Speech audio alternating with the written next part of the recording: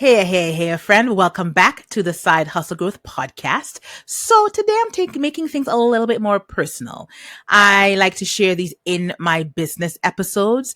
And this one, I'm sharing the top 5 lessons that I have learned from one of my all-time favorite side hustles. And I've done a few. I have definitely tried a few. So this is the one that helps earn some extra cash, fulfill my passion for food, and I'm going to keep it real when it comes to balancing multiple passions. This episode is all about how you don't need to start your own business to make extra income and to build experience.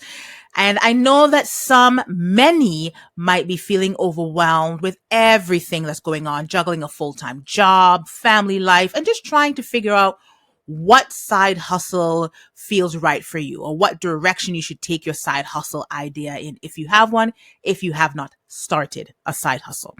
So I hope that my story and my lessons give you some clarity and inspire you to think outside the box. Okay, so let's get down to it. Enough yammering, CJ. Lesson number 1, the most important. You don't have to start your own business to feel successful. I know the grind. We all know about hustle culture. And I also know the pressure of feeling like you have to start your own business to feel or to be successful or to feel accomplished. And the thing is that you don't. I have gone on and on before. I won't do it today. Venting about the glamorization of entrepreneurship. And I'm here to tell you that you don't have to start your own thing in order to feel like you're doing the thing. Okay. I didn't start a culinary guide business because I have a passion for food and love connecting with people.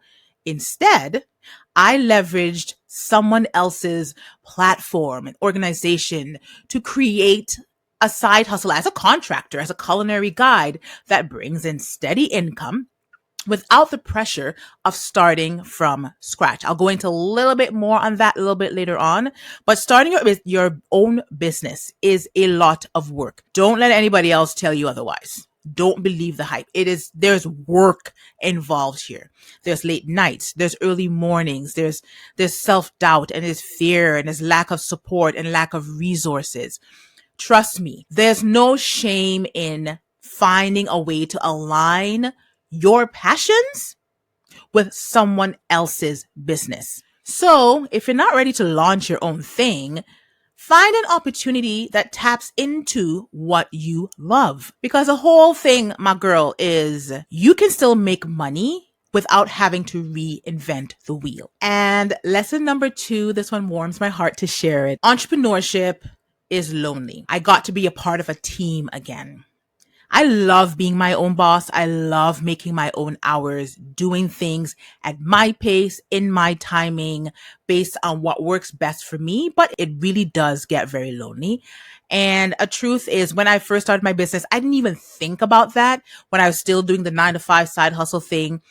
I didn't think about the social aspect. And I did, of course, share this on the podcast before, that when the loneliness really hit me, because now here I was no longer going into an office space where I was interacting with other people and getting to see other faces throughout the day and share certain laughs.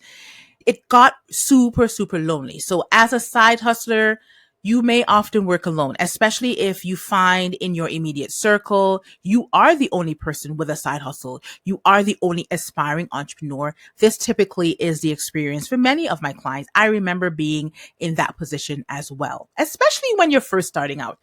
Ultimately, and hopefully you do find your people, you do create your own little network to get to build that support, the power of collaboration. So when I joined this company as a culinary guide, it wasn't just about making extra income, doing something I absolutely love. It was about feeling connected again and being a part of a team and that we're all working towards a common goal. There's just something so fulfilling about joining a group of like-minded individuals who have the same vision and the same passion, especially for food. Oh my goodness. And it's a great opportunity to learn new things, get mentorship along the way, because as much as I like to say I'm a self-proclaimed foodie, I have been learning so much in the culinary world, and I have been exposed to different types of foods and different types of experiences. It has been really, really beautiful. And I just had to show up and be my awesome self. I didn't have to be a solopreneur all the time to feel successful. That's my whole point. So I'm basically getting the best of both worlds. I'm getting independence and collaboration. I show up. I am essentially like how it is with a freelancer. I'm a contractor when I'm available, and I love to make myself available for them because I love doing this. When I'm available, I can work with and for them. If I'm not, I'm doing my own thing. They respect that, and I will show up when I can show up. It's beautiful. And now on to lesson number 3. I earn extra income that incentivizes my performance. So let's talk about the money, honey. Okay. We all know that side hustles are a great way to earn extra cash. That's the whole thing. You get to turn your passion into profit. The cool thing about being a culinary guide is my performance is incentivized. The more groups I facilitate and guests I get to entertain and feed, the more I earn. So I'm earning consistent income, and once the guests love their experience, hey, they're opening up their wallets too. I love that my income was tied to how well I performed. And as somebody who is high achieving, somebody who just always wants to do and be the best, when I show up, if it's one person, it's a group of 12 or 16 or 20 in front of me, they're getting the best version of me. And I get to share how great the food experience is. And it's not just about a paycheck. It's also about an income stream that rewards my hard work and recognizes my passion, and others get to really see and feel my passion when I'm standing in front of them. So that's why it's important to choose a side hustle that not only pays you, but also gives you that extra incentive to perform at your best, to be the best version of yourself. And where there's certain areas you need to improve on. You can recognize that you have others that can give you feedback, constructive feedback, so you can continue to work on yourself. It doesn't matter what you're doing. Just find something that allows you to grow and earn based on your effort. And lesson number 4, you got to talk about alignment. Align your passions with what's already out there.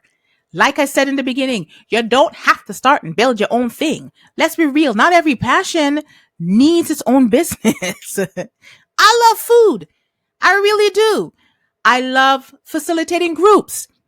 But starting a culinary business didn't make sense for me. That would have just been another shiny object. Instead, I found a way to align my passion for food with an existing opportunity. So maybe you're into fitness, maybe you're into art, you're into organizing, but you don't have to start your own business in those fields in order to make money. What if you could just find a company that lets you leverage your skills and your passion without the overhead of starting from scratch? That's what I'm doing, and it is working out perfectly. The absolute best side hustle. This approach allowed me to test the waters without taking the risk of diving too deep, and that brings me to my next lesson, lesson number 5. Multi-passionate doesn't mean multi-hustles. I have talked about being a multi-passionate, a multipreneur. I have had guests on to talk about being multipreneurs and how to find your one thing. Be sure to check out that episode from earlier this year with Lynn Stokes. As a multi-passionate person, it's easy to want to start every side hustle that sparks my interest. There's a lot of shiny objects, a lot of things that you want to dive into, especially when you're a creative person and you really want to tap into that creativity. You want to see where things take you. But let me tell you, it's not about doing all the things. It's about focusing on the right thing. I have several interests and passions, But having too many side hustles only leads to burnout, especially if you're not managing them, you're not managing your time very well, you haven't established certain necessary boundaries. The key is finding the one side hustle, at least to start, that one side hustle that aligns with your core passions, your values, and what works with your goals. When you align your passions with the right side hustle, you're not only more successful, but you'll also feel more fulfilled. So there you have it. My top 5 lessons from my favorite side hustle as a culinary guide. These are lessons that taught me about aligning passions, managing time, and finding the success without the pressure of starting another side hustle from scratch. You don't need to do it all, but you do need to do what works for you. Hey, that rhymed. So if you're feeling stuck, you're feeling overwhelmed, you're unsure about your next side hustle move, remember that you have options. You have other options. Not sure where to start? See who's already started that thing, that idea, and maybe you can collaborate, you can leverage what they've already built on and help them to build until you are ready to start your own side hustle. I'm not saying never start your own side hustle, but if you're not at that point right now in your journey, that is okay. I am giving you permission to leverage someone else's platform or someone else's business. You just need to find the right opportunity that fits your goals and passions. That's the main thing. So thank you very much for tuning in today. If you found this episode helpful, please be sure to share with a friend who's still trying to figure out what side hustle to hone in on. Maybe they can leverage someone else's business. Or if you need some more support, please reach out to me, your girl CJ. Let's have a 15-minute vibe check or ask me about the Side Hustle Her Club. We will get you in check. You're trying to figure out that side hustle. You need the support. You need the resources. You need the accountability, the clarity, a safe space to really truly experience the journey of being a side hustler. You have come to the right place. So check out my website, kristenandjames.com, or you can check out the links that will be linked in the episode description. But don't sit there spinning your wheels when there is a solution for you. Sending you good vibes, my friend. Until the next episode. Bye.